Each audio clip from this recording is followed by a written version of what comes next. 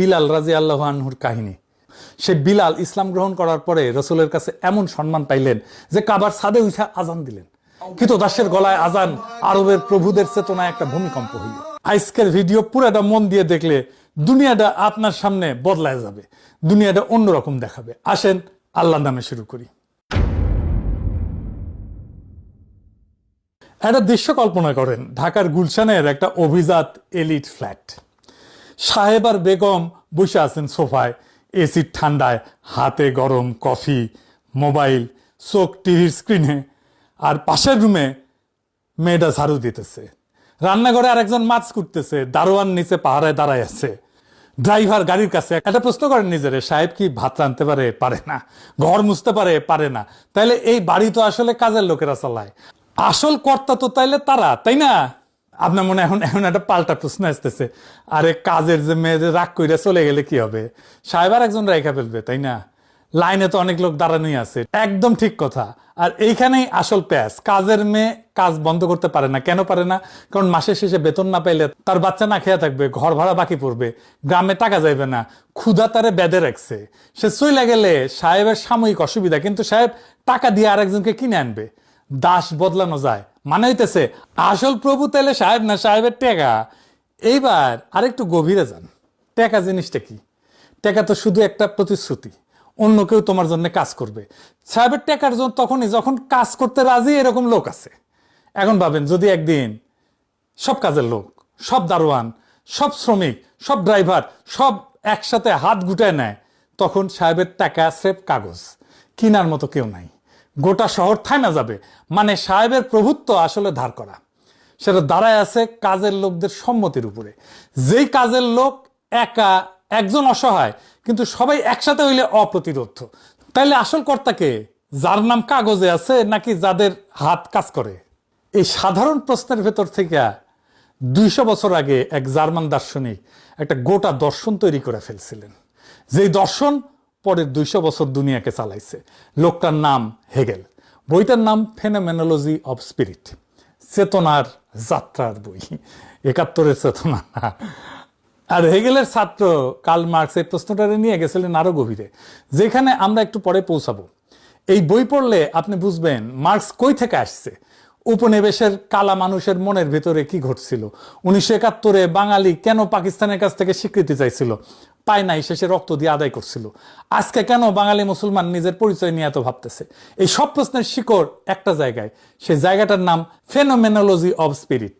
আজাদির ধারণা আবিষ্কার করতে গিয়ে আজকের এপিসোডে আমরা 5টা জিনিস দেখব। হেগেল কি কইলেন, কোন বিতর্কের জবাব দিলেন, আমাদের কি কাজে লাগে সেই বিতর্কটা, কোথায় ফাঁক রেখে গেলেন, কারা তারপরে এই আলাপটা আগায় নিলেন। আসেন শুরু করি। অক্টোবর মাস, জার্মানির ছোট্ট শহর ইয়েনা। হেগেল তার ভাড়া বাসায় বইসা বইয়ের শেষ পৃষ্ঠা লিখতেছেন। দূরে কামানের আওয়াজ, শহরে নেপোলিয়নের সৈন্য ঢুকতেছে, প্রুশিয়ার সেনাবাহিনী হাইরা গেছে। হেগেল জানালা দিয়ে তাকাইলেন, দেখলেন নেপোলিয়ন ঘোড়ায় চড়ে রাস্তা দিয়ে যাইতেছে, টকবক টকবক টকবক টকবক কইরা। হেগেল পরে চিঠিতে লিখলেন, আমি বিশ্বের আত্মা ঘোড়ায় চড়ে যাইতে দেখলাম। এটা সাধারণ কোনো লাইন না। হেগেল মনে করতেছিলেন নেপোলিয়ন একটা মানুষ না, মাত্র ইতিহাসের একটা শক্তি। ফরাসি বিপ্লব যে স্বাধীনতার ধারণা পয়দা করছিল, নেপোলিয়ন সেটা ঘোড়ায় চড়া ইউরোপের দেশে দেশে নিয়ে যাইতেছে। আর সেই মুহূর্তে, ঠিক সেই দিনই হেগেল শেষ করতেছিলেন এমন একটা বই যেটার মূল কথা হইল ইতিহাস একটা যাত্রা। মানুষ ধাপে ধাপে ধাপে ধাপে নিজেরে চেনে, নিজের স্বাধীনতা বুঝে।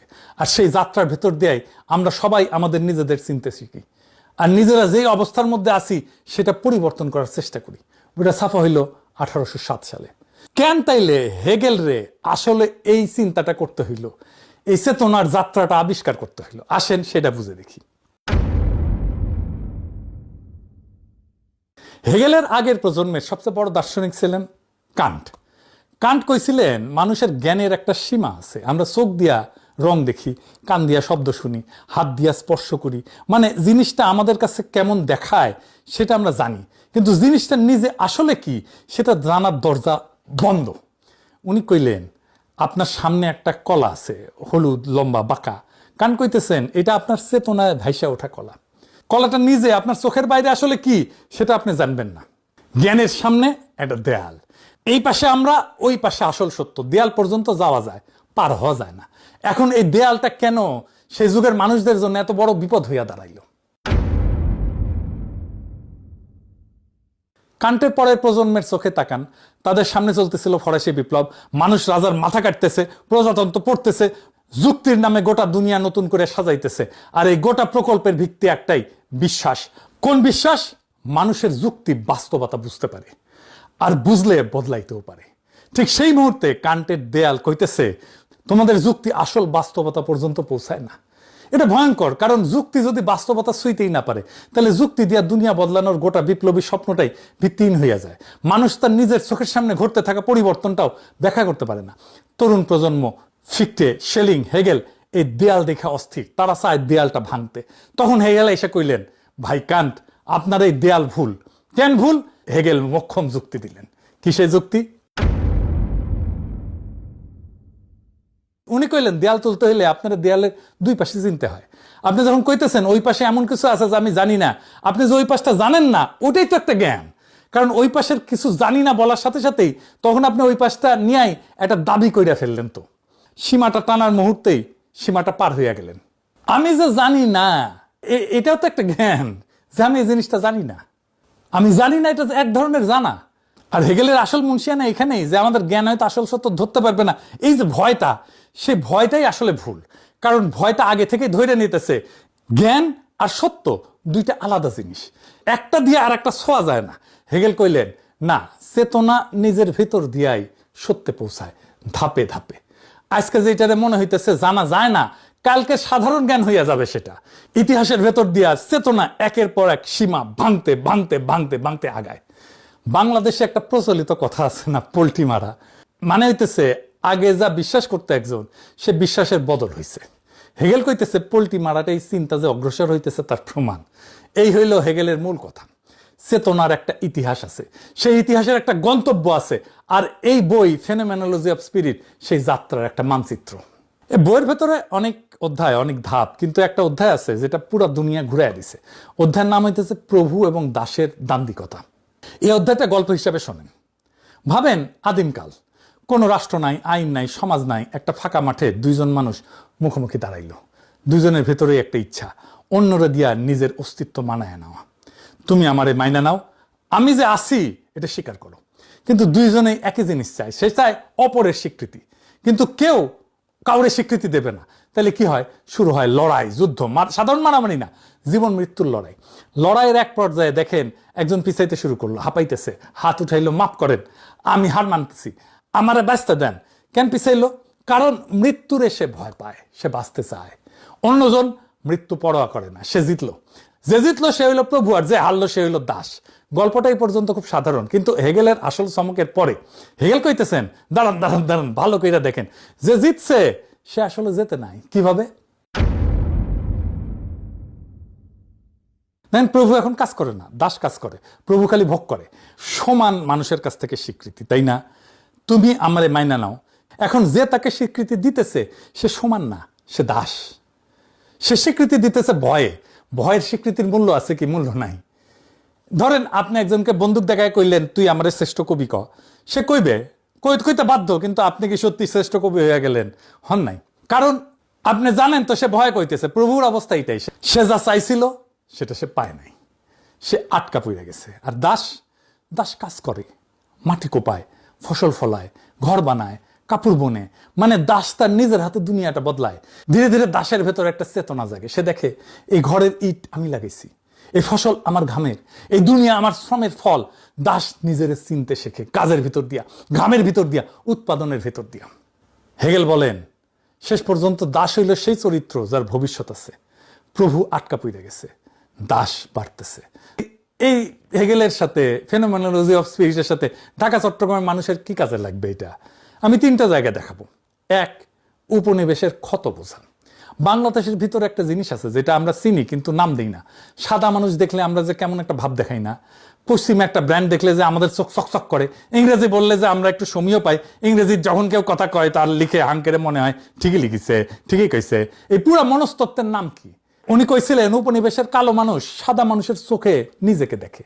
সে নিজের চামড়া কালা বইলা নিজের নিকৃষ্ট ভাবে। সে চায় আরেকটু যদি সাদা হইতাম, সে চায় ফর্সামে বিয়ে করতে, সে চায় ইংরেজি কইতে, সে চায় বিলাত যাইতে। এটা ব্যক্তিগত দুর্বলতা না, এটা উপনিবেশিক মনস্তত্ত্ব। 200 বছর ব্রিটিশ শাসন এই মনস্তত্ত্ব আমাদের ভিতরে রোপণ করে দিয়ে গেছে। আর এই মনস্তত্ত্বের তাত্ত্বিক ব্যবচ্ছেদটা ফলো করছেন হেগেলের প্রভু দাসের দান্দিকতা ব্যবহার করিয়া। আমরা যদি নিজেদের চিনতে চাই, এই হাতিয়ারটা লাগবে। 2 নাম্বার, স্বীকৃতির রাজনীতি। আজকে দুনিয়ার সবচেয়ে বড় রাজনৈতিক লড়াইগুলো স্বীকৃতির লড়াই।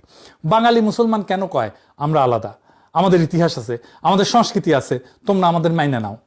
ফিলিস্তিন কেন বলে আমাদের অস্তিত্ব স্বীকার করো? কালা আমেরিকান কেন বলে ব্ল্যাক লাইভস ম্যাটার? নারী কেন কয় আমরাও মানুষ?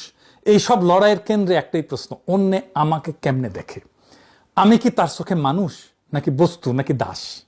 হেগেল কইছিলেন মানুষ একলা একলা মানুষ হয় না, অন্যের চোখে স্বীকৃতি পাইয়া মানুষ হয়। এই কথাটা আজকের পরিচয়ের রাজনীতির ভিত্তি। 3 নাম্বার, মুক্তির ধারণা বদলায় যাওয়া। আজাদির আসল মানে খুঁজে পাওয়া। আমাদের সাধারণত যে মুক্তির ধারণা, আমার যা ইচ্ছা তাই করব, কেউ ঠেকাইতে পারবে না, এটা পশ্চিমা উদার গণতন্ত্রের আজাদি, একলা মানুষের আজাদি। হেগেল কইতেছেন না, ধরেন আপনি একটা বনে গিয়ে একলা থাকেন, কেউ আপনাদের বিরক্ত করে না, যা ইচ্ছা তাই করবেন, আপনি কি মুক্ত?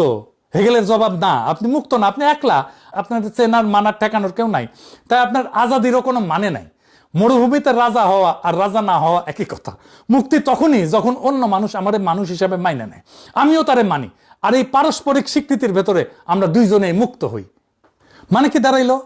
আমার আজাদি অন্যের আজাদির উপরে নির্ভরশীল। আমি একলা মুক্ত হইতে পারি না, অন্যরে শিকল পরাইয়া আমি নিজে মুক্ত থাকতে পারি না, কারণ যে শিকল পরায় সে নিজে ওই শিকলের আর এক মাথায় বান্দা পড়ে যায়। এই একটা ধারণা আজকের গোটা রাজনীতি বদলায় দেয়। এর মানে উপনিবেশকের মুক্তি আর উপনিবেশিতের মুক্তি, কলোনি মাস্টারের মুক্তি আর কলোনি প্রজার মুক্তি আলাদা না। ধনীর মুক্তি আর গরিবের মুক্তি আলাদা না। হিন্দুর মুক্তি আর মুসলমানের মুক্তি আলাদা না। দুইটা একই সাথে আসে, একই সাথে যায়। নবী করিম পিস বি আপন হিম বারবার দাস মুক্ত করার কথা কইছেন। গুনার কাফারা হিসেবে দাস আজাদ করো, সওয়াবের কাজ হিসেবে দাস আজাদ করো। আমরা সাধারণত এটাকে দয়ার কাজ হিসেবে পড়ি। প্রভু দয়া কইরা দাস সাইডা দিল, কিন্তু আরেকটু গভীরে তাকান, দাসে মুক্ত কইরা নবী করিম শুধু দাসরে বাঁচাইতেছেন না, প্রভুরেও বাঁচাইতেছেন। কারণ যতক্ষণ একজন মানুষ আর একজনের প্রভু, ততক্ষণ সে নিজেও মুক্ত না, সে তার নিজের প্রভুত্বের কারাগারে বন্দী। দাস মুক্তি তাই দুই দিকেই মুক্তি। দাসের গলার শেকল খোলে, প্রভুর আত্মার শেকলও খোলে। হেগেল 8 শতাব্দী পরে যেটা যুক্তি দিয়ে বুঝাইতে গেলেন প্রভু দাস সম্পর্ক কেউ মুক্ত না, এই কথাটা ইসলামী চিন্তায় আগে থেকেই বসা আছে। উম্মার ধারণার মধ্যে, পারস্পরিক দায়িত্বের ধারণায়, তোমরা একে অন্যের ভাই, এই ঘোষণায় আজাদি মানে একলা আমার আজাদি না, আজাদি মানে শিকলটা 2 মাথা থেকে খুইলা ফেলা। বুঝেছেন আজাদি কি, কেন আজাদি দরকার? বাংলাদেশের সকল লড়াই আজাদি শব্দকে মূল স্লোগান বানাইতে হবে কেন বুঝছেন? এই দাসত্ব থেকে মুক্তির হাতিয়ার একটাই, আজাদি। শুধু আল্লাহর কাছে আত্মসমর্পণ, অন্য কারো কাছে না, সৃষ্টিকর্তার কাছে আত্মসমর্পণ। মানে কি? মানে পশ্চিম আমার প্রভু না, ইন্ডিয়া আমার প্রভু না, প্রাচ্য আমার প্রভু না, বাজার আমার প্রভু না, রাষ্ট্র আমার প্রভু না, দল আমার প্রভু না, আমি শুধু সৃষ্টিকর্তার আল্লাহর দাস। বাকি সবাই আমার ভাই, আমার বোন, আমার সমান। হেগেল দেখাইছিলেন প্রভু দাসের লড়াইয়ে কেউ আসলে মুক্ত হয় না। ইসলাম একটা পথ দেয়, সত্যি সবাই এক মালিকের দাস, তাহলে মানুষের মধ্যে প্রভু দাস সম্পর্ক হারাম। সব মানুষ সমান, সবাই মুক্ত, এটাই আজাদি। এটাই বিলাল রাদিয়াল্লাহু আনহুর কাহিনী। হাবশী দাস ছিলেন যারে মক্কার মুশরিকেরা পাথর চাপা দিয়ে নির্যাতন করত। সে বিলাল ইসলাম গ্রহণ করার পরে রসুলের কাছে এমন সম্মান পাইলেন যে কাবার ছাদে উঠা আজান দিলেন। দাসের গলায় আজান আরবের প্রভুদের চেতনায় একটা ভূমিকম্প হইল। বিলাল রাদিয়াল্লাহু আনহু যখন কাবার ছাদে আজান দিলেন, সেদিন শুধু একটা দাস আজাদ হয় নাই, সেদিন প্রভু দাসের গোটা কাঠামোটা ভাঙা পড়ছিল। সবাই এক আল্লাহর দাস, তাই কোনো মানুষ আর এক মানুষের প্রভু না, এটাই আজাদি, সবচেয়ে গভীর আজাদি। আমরা পশ্চিমের দিকে তাকাইয়া ভাবি ওরা যেমন আমরাও তেমন হইলে আজাদ হব, ওদের চোখে নিজেদেরকে মাপি, এটা আজাদি না, এটা দাসত্বের আর এক রূপ, মন উপনিবেশিত। আমরা ভাবি এক দল গেলে আর এক দল আসলে আজাদ হব, এক প্রভুর জায়গায় আর এক প্রভু, এটাও আজাদি না, এটা স্রেফ শেকলের হাত বদল। সত্যিকারের আজাদি একটাই, যেখানে কোনো প্রভু নাই, যেখানে আমি কারো গোলাম না, কেউ আমার গোলাম না, যেখানে আমরা সবাই শ্রমিক আর মালিক, হিন্দু আর মুসলমান, নারী আর পুরুষ, শহর আর গ্রাম একে অন্যের সমান মানুষ হিসেবে মাইনা নেই। আর সেই পারস্পরিক স্বীকৃতির ভেতরে সবাই একসাথে আজাদ হই। এই আজাদি একলা আসে না, আজাদির জন্য আমাদের সবাইকে দাঁড়াইতে হবে, আজাদির জন্য আমাদের নিজেদের চিনতে হবে, আমাদের শিকল চিনতে হবে, আর সেই শিকলের আর এক মাথা কার হাতে সেটাও চিনতে হবে। বাকিটা আমাদের কাজ। চেনার পরে ভাঙার কাজ। তাই পরের বার যখন রাস্তায় নামে আজাদি বইলা স্লোগান দেবেন, চিৎকার করবেন, তখন শব্দটা আর ফাঁকা শব্দ থাকবে না, ভেতরে আলো থাকবে সেই শব্দের ভেতরে। আপনি জানবেন আপনি ঠিক কি চাইতেছেন, কেন চাইতেছেন, আর কার সাথে কাঁধে কাঁধ মিলিয়ে চাইতেছেন। আর যেই আজাদির মানে আপনি বুঝছেন, সেই আজাদির জন্য জান লড়াই দিতে আপনি পিছাইবেন না। সেই আজাদির লড়াই আমাদের চিরজাগরিক থাকবে যতদিন পর্যন্ত সেটা অর্জিত না হয়। ইনকিলাব জিন্দাবাদ।